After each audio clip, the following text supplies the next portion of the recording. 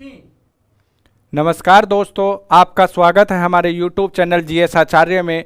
जैसा कि आप जानते हैं, हम दिल्ली मुखर्जी नगर से आपकी यूपीएससी तथा अन्य सिविल सर्विस एग्जामिनेशन की तैयारी करवा रहे हैं और इस तैयारी के दौरान हम आपके बीच में समय समय पर वाई इन न्यूज़ प्रोग्राम के द्वारा करंट अफेयर के वो मुद्दे आपके लिए लेकर आ रहे हैं जो आपकी पीटी तथा मेंस दोनों परीक्षाओं के लिए बेहद ही महत्वपूर्ण है।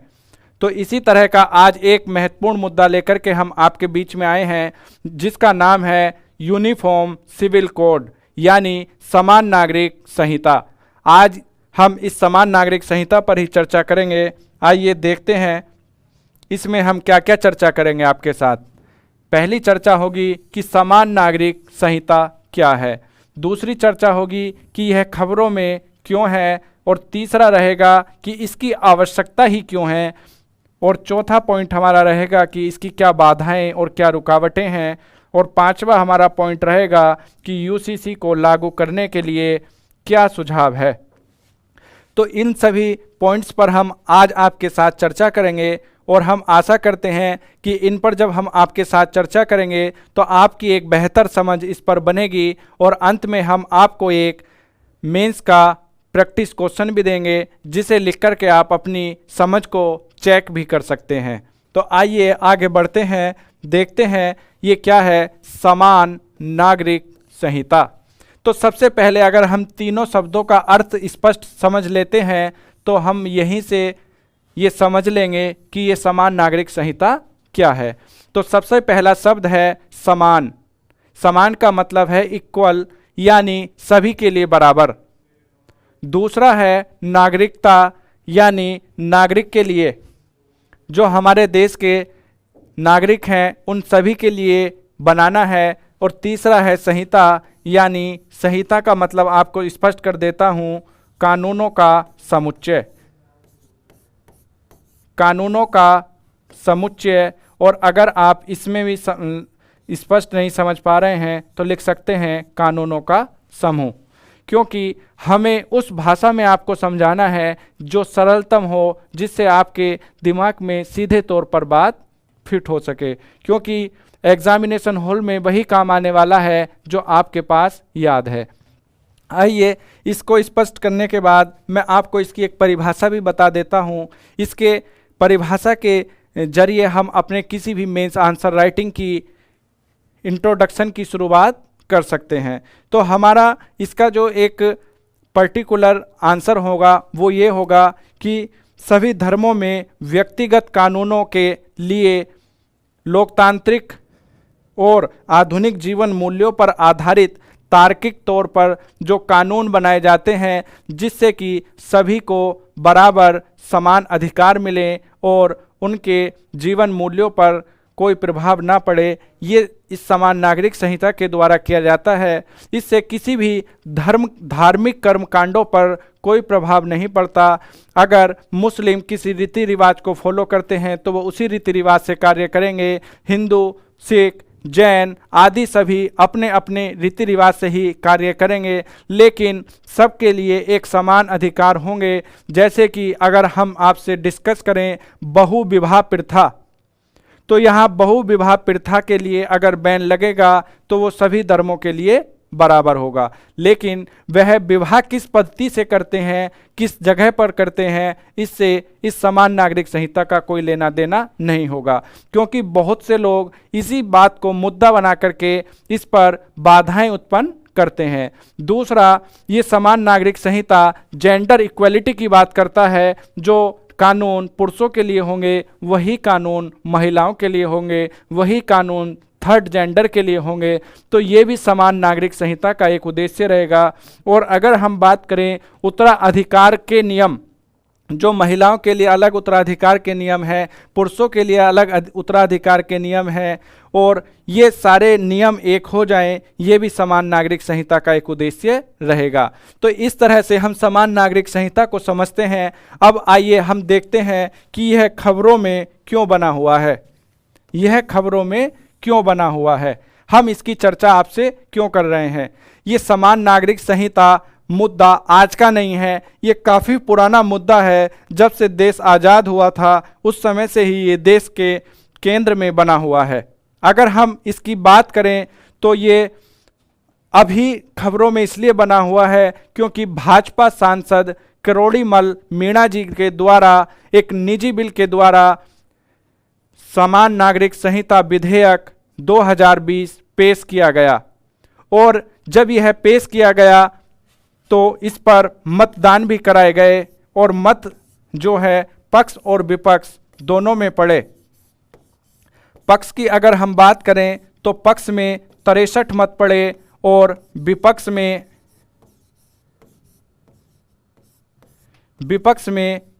23 यानी 23 मत पड़े। और इस पर बहुत सी चर्चाएं हुई क्योंकि बिना किसी चर्चा के लोकतांत्रिक समाज में कोई कानून लाना भी सही नहीं होता। और हम अगर आगे की बात करें तो यह निजी बिल जो है यह सदस्यों का विशेषाधिकार होता है, और भारत एक विविधताओं से भरा हुआ देश है और यह उसकी ताकत भी है। आइए देखते हैं कि यूसीसी की आवश्यकता क्यों पड़ी।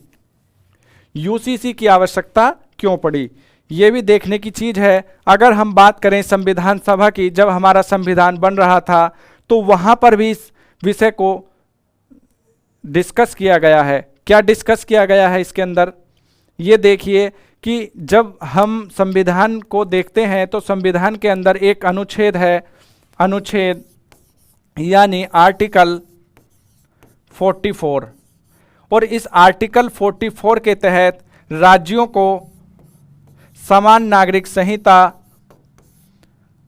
प्रोत्साहित करने के लिए कहा गया है।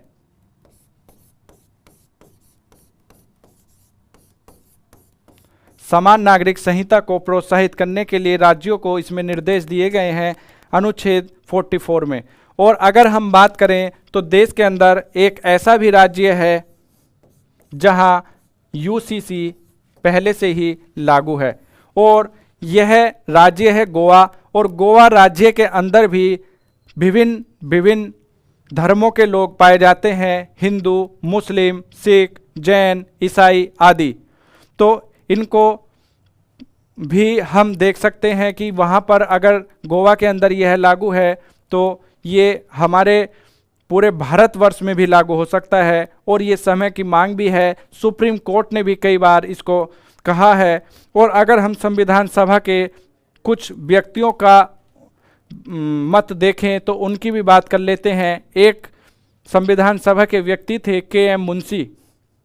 के.एम. मुंशी का कहना था कि व्यक्तिगत कानून और धर्म ग्रंथ के कानून जो हैं इनके बीच में अलगाव होना जरूरी है, यानी इनके मध्य में तलाक होना चाहिए, ये अलग अलग होने चाहिए। कोई अपने धर्म में किसी कानून को किसी भी तरह लागू करे, लेकिन उसके पूरे समाज के लिए एक कानून का होना आवश्यक है। वहीं बाबा साहब भीमराव अंबेडकर की अगर हम बात करें तो उन्होंने भी कहा है, जैसे कि अधिकांश कानून सभी के लिए समान है, उसी प्रकार व्यक्तिगत कानून भी एक समान होने चाहिए। तो जब संविधान सभा के इतने महत्वपूर्ण व्यक्ति जो प्रारूप समिति के और संविधान के निर्माता के रूप में जाने जाते हैं, वो भी इसको जरूरी बता रहे हैं, तो आज तक ये लागू क्यों नहीं हो पाया? इसके पीछे भी कई कारण रहे होंगे, आगे हम इन कारणों को भी समझेंगे। तो हम देखते हैं कि जो यूसीसी को लागू करने के अब तक क्या प्रयास किए गए। आइए हम आगे देखते हैं कि यूसीसी को लागू करने के लिए क्या प्रयास किए गए।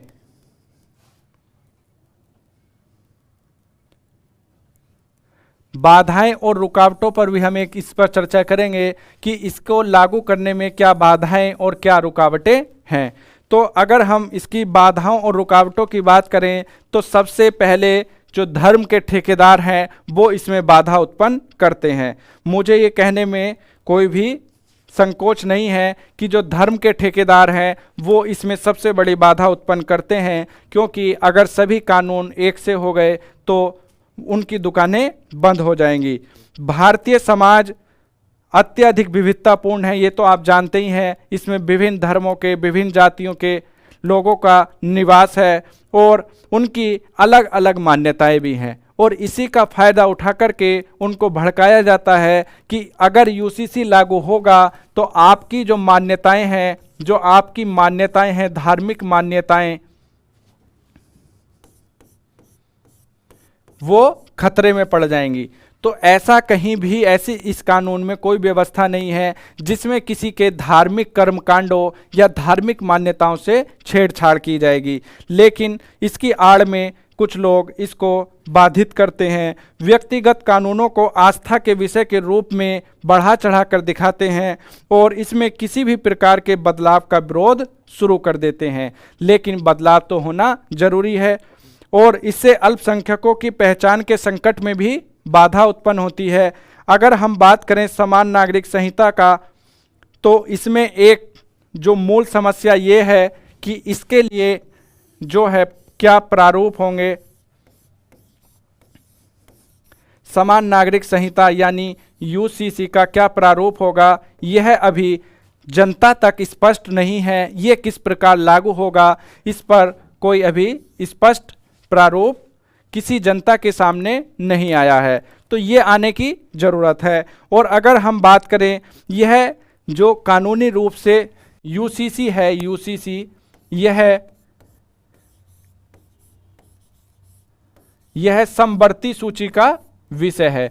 समवर्ती सूची से आप क्या समझते हैं? समवर्ती सूची पर राज्य और केंद्र दोनों एक साथ कानून बनाते हैं। समवर्ती सूची पर राज्य और केंद्र, राज्य और केंद्र, राज्य और केंद्र को कानून बनाने की शक्ति होती है। तो इनके बीच में समन्वय किस तरह से स्थापित होगा, यह भी एक विवाद का मुद्दा बना हुआ है। यह भी एक इसके बीच में बाधा बनकर के उत्पन्न होता है। तो ये हमारी जो समस्याएं हैं, क्या बाधाएं हैं, इस पर एक चर्चा हुई। और अगर हम इसके बाद अगर आपसे चर्चा करें कि यूसीसी को लागू करने के लिए क्या क्या सुझाव हैं, तो हम सुझाव भी देंगे और एक इसी के साथ इसका एक हिस्टोरिकल बैकग्राउंड भी देखेंगे कि अब तक इस पर क्या क्या कार्य किए गए। तो बात होती है सबसे पहले 1941 की।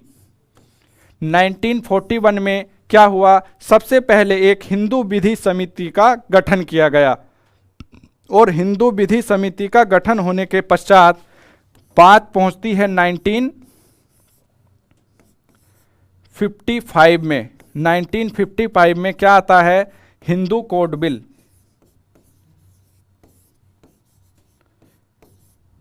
Hindu code bill. और हिंदू कोड बिल के तहत हिंदुओं के लिए कई कानून बनाए जाते हैं। जो रूढ़िगत कानून थे उनके ऊपर एक तार्किक कानून बनाए जाते हैं। हिंदू विवाह अधिनियम लाया जाता है, हिंदू विशेष विवाह अधिनियम लाया जाता है, हिंदू उत्तराधिकार एवं गोद अधिनियम लाया जाता है। तो इस तरह के कई नियम हिंदू कोड बिल के अंतर्गत लाए गए। तो इस तरह से जब हिंदुओं के लिए 1955 में ये लाया गया, उस समय तात्कालिक प्रधानमंत्री थे जवाहरलाल नेहरू। और जवाहरलाल नेहरू ने यह जनता के सामने स्पष्ट वादा किया था कि ये मैं जब लाऊंगा जब आपकी सहमति होगी। तो ये एक उस समय की पृष्ठभूमि रही कि ये काम तो तभी से शुरू हो चुका था, लेकिन अभी तक अपनी फाइनल स्टेज में नहीं पहुंचा। हिंदू कोड बिल तो बन गया, लेकिन पूरे सभी धर्मों के लिए कोई कोड बिल यानी संहिता बन जाए तो कितना अच्छा होगा। तो इसी पर अगर हम देखें तो कुछ इंपॉर्टेंट केसेस भी हमारे सामने आए। क्या इंपॉर्टेंट केसेस थे वो? सबसे बड़ा इंपॉर्टेंट केस था हमारा शाहबानोबाद। ये शाहबानोबाद जो था, इसके अंतर्गत सबसे पहले सुप्रीम कोर्ट ने ये कहा था कि यूसीसी के लाने की जरूरत है। शाहबानोबाद।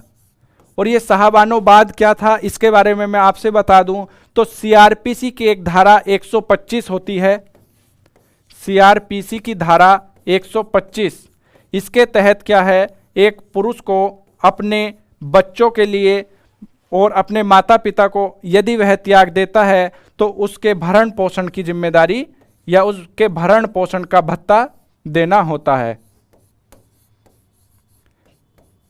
लेकिन इसमें एक सबसे बड़ा पेंच क्या देखने को मिलता है, मैं आपसे वही चर्चा करूंगा। ये शाहबानोबाद जो है ये 1985 का केस है और इस समय हमारे देश के तात्कालिक प्रधानमंत्री राजीव गांधी जी थे।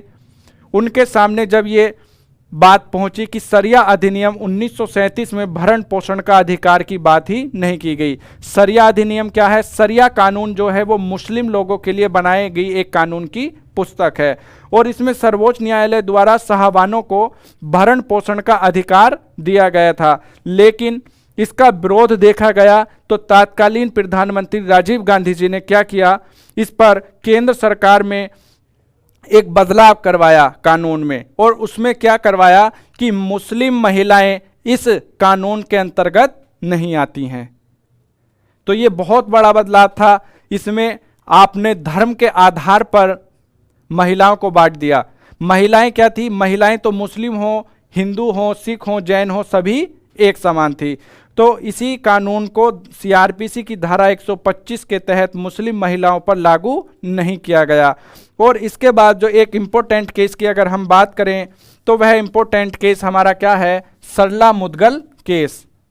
सरला मुदगल केस, और सरला मुदगल केस में भी ऐसा ही हुआ था।